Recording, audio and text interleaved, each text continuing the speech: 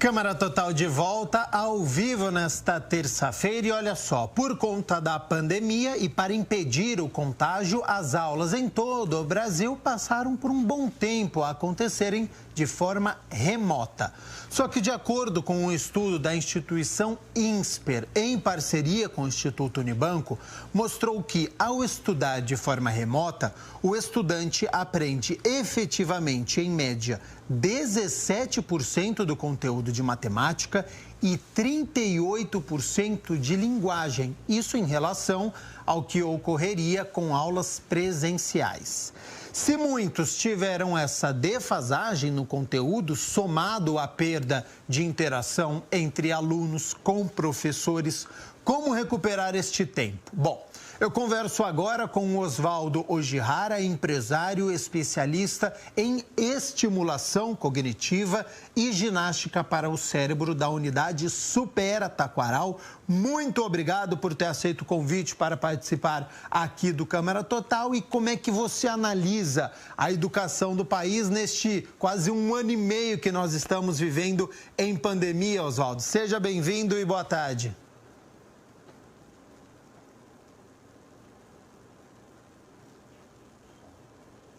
Olá, Gabriel Castro. Muito prazer em estar aqui com você e trazendo informações sobre a vida desse estudante em conexão remota, né? Bom, esse panorama é muito difícil de aceitar, mas o que a gente pode fazer para suprir essa necessidade, né, que nós, pais, eu tenho filha hoje de 13 anos, o que nós podemos fazer em casa para evitar o retrocesso de aprendizagem nesse tempo de atividades remotas, online, pandemia? Oswaldo, é claro que as famílias, elas estavam com medo, né, de enviar as crianças, os adolescentes para as escolas por conta deste contágio, né, algo legítimo. Neste momento de transição que nós estamos vivendo, como é que você avalia a organização das escolas e também apoio aos professores que sofreram neste período, né, para dar conta de dar todo o conteúdo, fazer as provas, corrigir, lidar com a tecnologia, né, com esta aula remoto, tem a pressão dos alunos que querem aprender, tem a pressão dos pais. Como é que as escolas se organizaram, o papel dos professores neste 1 ano e meio de pandemia, né?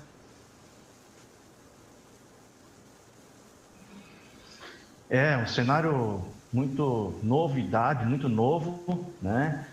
A gente precisa entender que o ensinar não garante a aprendizagem, né? Para os nossos estudantes, nossos filhos, nossos alunos aprenderem, é preciso ter agilidade na atenção, na concentração. São habilidades cognitivas essenciais para que a gente possa acessar conteúdos, reter informações que estamos aprendendo nas aulas, né? Eu tenho casos de pais, de alunos da nossa escola que falam: puxa, parece que meu filho não aprendeu nada, né? E como você falou no início desse programa, o tamanho do conteúdo que se assimila, de acordo com a pesquisa do Instituto Unibanco e do INSPER, como você falou, é muito baixo se comparado às aulas presenciais.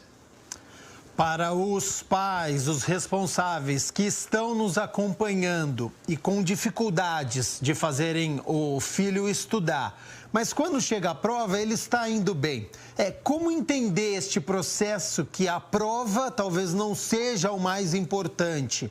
Como analisar se o conteúdo está sendo assimilado por essa criança, por esse adolescente, se ele continua interagindo com os colegas mesmo à distância, com os professores, como é que estão estes vínculos?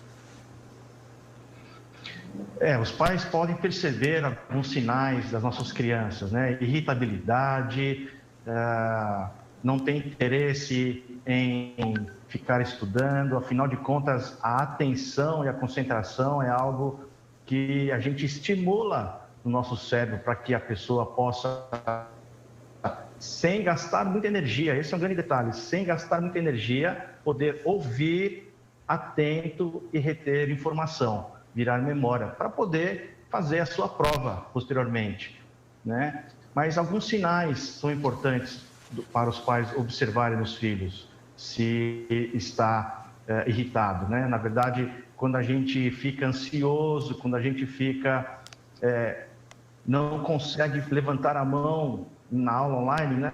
Dizendo, sim, professor, tenho uma dúvida, né? Só consegue levantar a mão e elaborar uma dúvida se eu entendi o que foi dito há 5 minutos atrás ou na aula passada, conectar com o conteúdo que está me passando hoje, né, Castro? E fazer assim, uau, peraí, onde que eu perdi? Professor, que dúvida eu tenho? Então, a gente só consegue evoluir no aprendizado, e isso significa aprender de fato, quando a gente começa a ligar esses pontos. E a habilidade mais importante é a atenção. Agora, pode continuar. Existem várias formas de a gente agilizar e treinar o cérebro para as nossas habilidades cognitivas ficarem mais ágeis, mais ativas. E como que ativa isso, Oswaldo? É com técnica, é com exercício, é a médio prazo ou a curto prazo já tem um resultado interessante? Boa pergunta, Gabriel Castro. O nosso método, ele proporciona um conjunto de atividades novas, variadas e desafiadoras. São com essas atividades que a gente tira o nosso cérebro da zona de conforto. Ao tirar o nosso cérebro da zona de conforto, nós estamos ficando mais ágeis, né, para poder olhar para o nosso dia a dia, para olhar para os nossos desafios, para olhar para as aulas e poder resolver as questões, né? Então, como fazer isso no dia a dia? Os pais podem criar atividades em casa analógicas, né? São atividades que a gente trabalha manualmente, né? Para aumentar a capacidade para resolver problemas do nosso dia a dia, as crianças aprendem. Na verdade, acabei de falar a palavra aprender, mas não é uma questão de aprender, é uma questão de estimular o cérebro para que ele esteja apto a aprender coisas novas. De março de 2020 até agora, julho de 2021, todos nós vivemos esta montanha-russa, né, de emoções que muitos passaram e muitos estão passando. E se colocar no lugar do outro, eu acho que isso é muito importante, ter empatia, ter respeito neste momento. Agora, sentimentos como tristeza, angústia, medo, fazem parte do nosso dia e isso acaba prejudicando a aprendizagem? Sim, olha só que interessante. A gente sente o que a gente pensa, né? Então, se eu estou ansioso, se eu estou triste, eu estou tendo pensamentos que precisam ser mudados. Eu preciso ter a habilidade de poder olhar o problema e querer propor uma solução. Para isso é necessário raciocínio lógico. Para isso é necessário a gente olhar para a memória das outras ocasiões, né? Eu, um jovem de 15 anos, um jovem de 13 anos, ou até mais jovens mesmo, pessoas na escola ligando os pontos do raciocínio, da criatividade, para que possa poder olhar o problema, propor solução de forma criativa. Esse é um dos mecanismos para que a gente saia dessa zona de conforto, porque o cérebro, olha só, Gabriel, o cérebro ele quer ficar na zona de conforto, você sabia? Sim, é mais fácil, né? É mais fácil. Então, mas cientificamente isso significa que ele economiza energia ao ficar na zona de conforto. Então, quando a gente estimula, faz ginástica para o cérebro, nós estamos mantendo ele mais ativo, portanto, mais rápido para poder fazer coisas diferentes. E a chance, portanto, fazendo coisas diferentes, eu vou poder mudar, vamos dizer assim, o meu humor, a minha visão, a minha perspectiva lá na frente. O final do ano está chegando, né? É a hora certa da gente preparar nossos filhos para habilidades cognitivas. Conteúdo está tudo na nuvem, está tudo aí, todo mundo trazendo, os professores ensinando a gente, mas a gente só consegue aprender, a gente jovem, adulto também, né? Conseguimos aprender tendo essas habilidades ativas. Então, vamos preparar para esse mundo, quiçá, pós-pandêmico em 2022, vamos preparar os nossos filhos para se encorajar, para olhar para esse mundo que está se abrindo, que a gente, esse novo futuro também, como é que nós vamos lidar? Né? A gente tem que ser criativo, temos que pensar. Mas quando você diz coisas diferentes, isso não é em relação a estudar de uma forma diferente, ler em voz alta, pode ser em atitudes do dia a dia, por exemplo. Então, assim, eu sou uma pessoa destra, eu vou começar a treinar para eu abrir a porta com a mão esquerda. Eu costumo realizar um tipo de atividade de uma maneira. Não, vou fazer de uma maneira completamente diferente. Isso é um exercício para o cérebro, fazer as atividades do dia a dia, só que de uma forma diferente. Isso acrescenta depois para conteúdo, isso vai me ajudar depois a absorver isso nas escolas, em universidades. Ótimo. O nome técnico para isso, Gabriel, chama-se neuróbica. Fazer coisas do dia a dia de forma diferente. É um grande estimulador do cérebro, cria novas conexões neurais. Então, nos mantém aptos a olhar, fazer, estudar, estimular, aprender coisas novas, aprender um vocabulário novo. A gente ganha... Olha só que interessante, força de vontade, né? Força de vontade é algo que a gente torce para nossos filhos terem, vai em frente. Mas a tomada de decisão está aqui no córtex, órbito frontal, está aqui nessa parte na frente do nosso cérebro, que a gente treina, entre aspas, essa nossa força de vontade. Olha que interessante. Através de atividades, como eu disse no início, novas, variadas e desafiadoras. Sim, comer com a mão não predominante, pegar o garfo com outra mão não predominante, escovar os dentes, se vestir com olhos fechados. Nós estamos, sim, você está correto, estimulando o cérebro e proporcionando melhores resultados na escola. Ótimo, são tarefas do dia a dia, né? Porque às vezes quem está nos acompanhando pode pensar que é sempre relacionado a conteúdo, a ler livro de matemática português, e nós temos diversas atividades que podem estimular o cérebro e que podem nos ajudar mais para frente. Oswaldo, o ambiente familiar também influencia nessa absorção de conteúdos nas escolas, nas universidades? Isso é importante?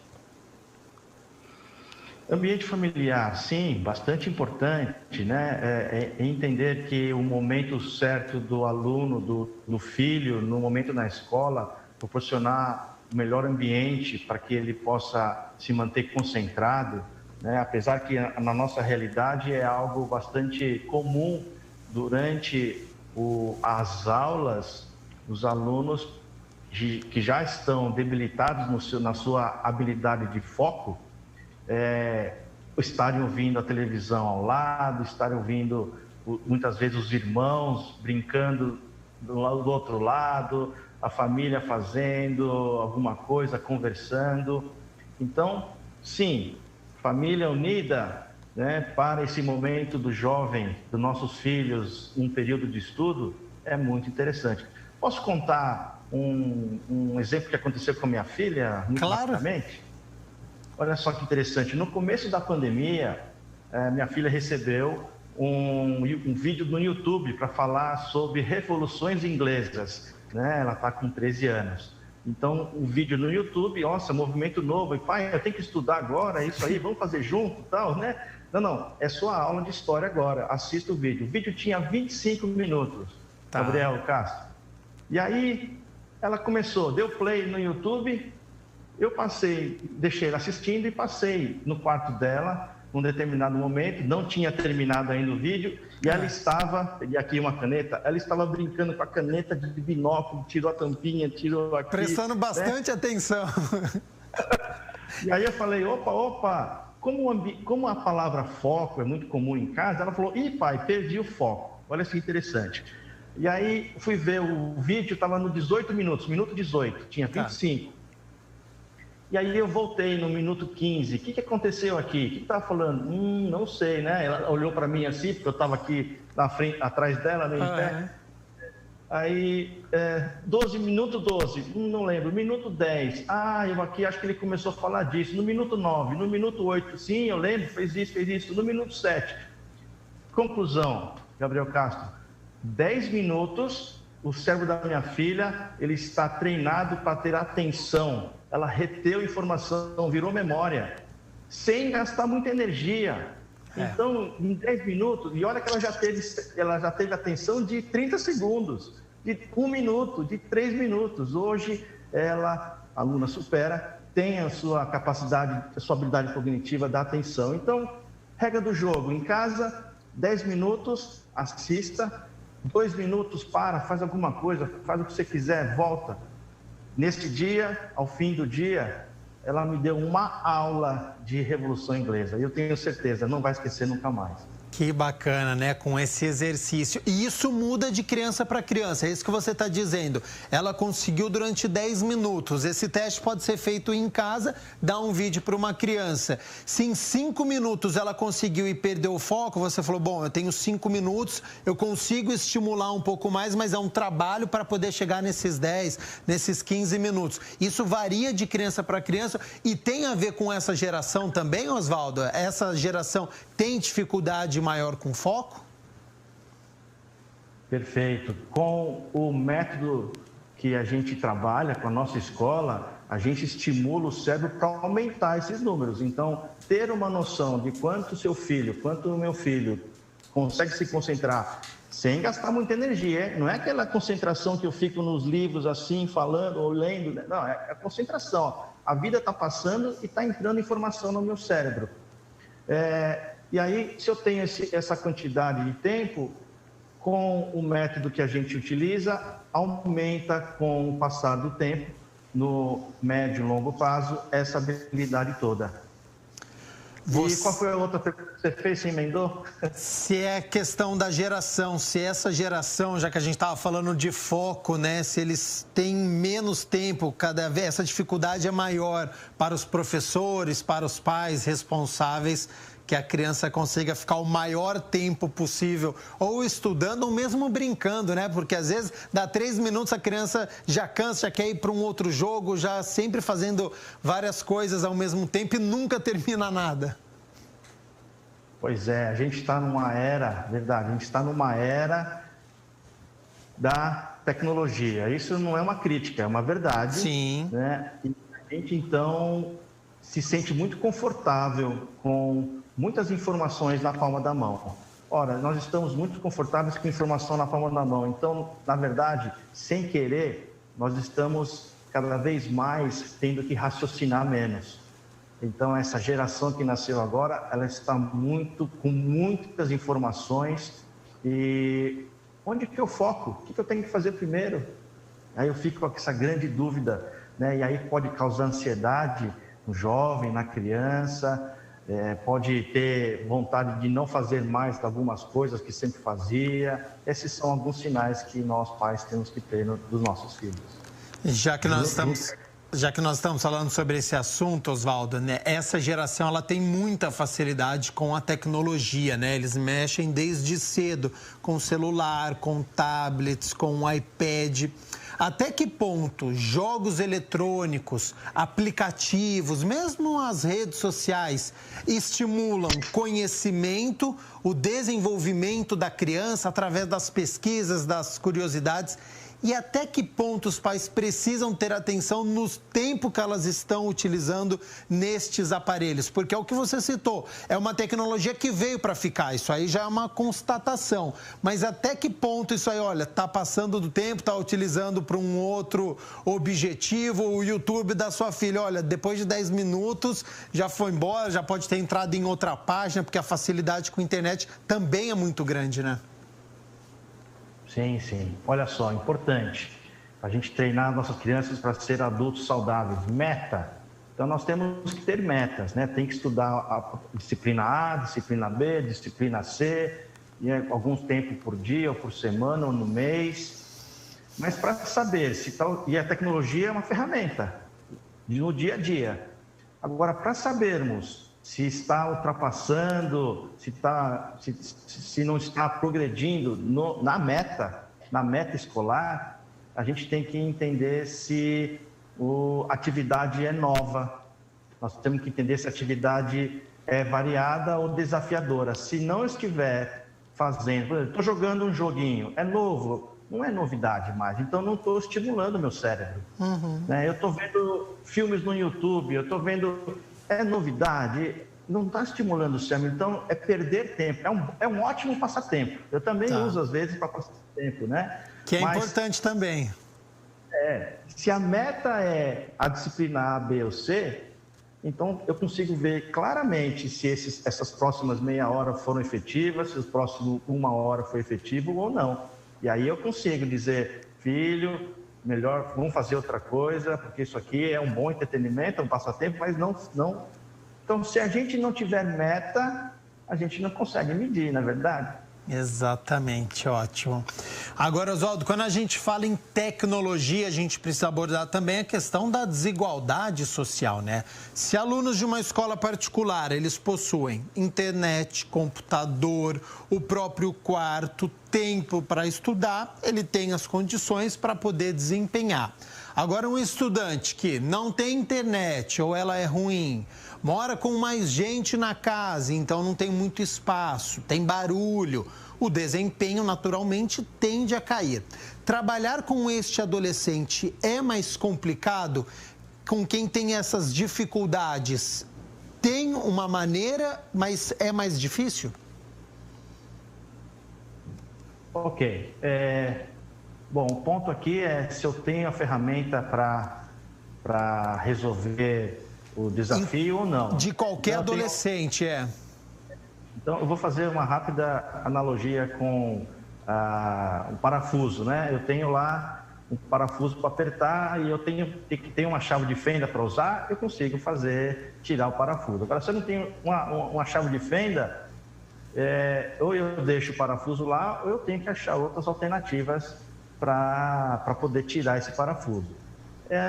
O estudante, o aluno que não tem todos os recursos tecnológicos, ele, se estiver com o seu cérebro ativo, ele vai encontrar alternativas para isso, que possa ser na postura, na atitude de pedir ajuda para o vizinho, ou para o professor, ou para alguém próximo, né? Tudo isso são atividades que quem comanda inicialmente é o nosso cérebro. Ótimo. Pensando em um cenário agora sem pandemia, você acredita que as escolas devem pensar em um modelo de ensino mais interativo, aquele formato de ficar 6, 7 horas, em que o aluno fica na carteira, o professor chega, dá aula, vai embora? Isso está com os dias contados, as aulas precisam ser mais interessantes? Este teste com a sua filha, olha, assiste um vídeo no YouTube de 25 minutos, isso vai ser cada vez mais comum? Ou você acha que quando a pandemia acabar, sentada na carteira, o professor lá na lousa escrevendo, a criança copiando, ainda a gente vai levar um tempo para poder mudar este modelo? Bom, eu não sou um especialista nesse assunto, mas a minha crença, sim, é que o mundo online não tem volta. A gente vai estar conectado com o planeta, ele ficou menor, a gente pode ir para todos os lugares através dessa conexão, né? O aprendizado vai seguir a mesma tendência. Agora, o grande ponto de interrogação é: os nossos filhos estarão preparados para aprender tudo o que quiserem? Para isso, é necessário cuidar do órgão mais importante do nosso corpo, que é o cérebro, né? Que são exatamente a capacidade de memorizar, de resolver conflitos, de olhar para pensamentos laterais, criatividade. E nós somos aquilo que pensamos, né? A gente age, a nossa emoção vem do que pensamos. Então, se eu começo a pensar de forma muito proativa, de forma progressiva, de forma com visão ao progresso, seja dentro da sua meta, eu acabo me comportando de uma maneira muito mais saudável, muito mais em termos de ouvir, de entender o que o planeta está passando. Eu consigo ser mais, vamos dizer assim, feliz. Exato. Oswaldo Girrara, muito obrigado por esta entrevista, pela disponibilidade do seu tempo com estes exercícios para a gente poder exercitar o nosso cérebro. A gente sabe que muitas vezes não é fácil, a zona de conforto é o caminho que está ali mais próximo, mas acho que é muito bacana todas as informações que você passou para a gente aqui, para os pais, para os responsáveis e quem sabe para os adolescentes, para as crianças que estão nos acompanhando. Muito bacana todas as informações. Fique à vontade aí para suas considerações finais. Bom, Gabriel Castro, obrigado por essa oportunidade de trazer informações importantes, informações sérias, né, sobre o futuro das nossas crianças e diminuir o retrocesso dessa aprendizagem. A gente vai levar um tempo para recuperar esse tempo perdido, mas como está o cérebro dos nossos filhos, dos seus filhos, né? Tem que estar melhor preparado para absorver a informação sem gastar muita energia. Ginástica para o cérebro fortalece o cérebro. Exatamente, preparação importantíssima. Muito obrigado, Oswaldo, pela disponibilidade aqui com o Câmara Total.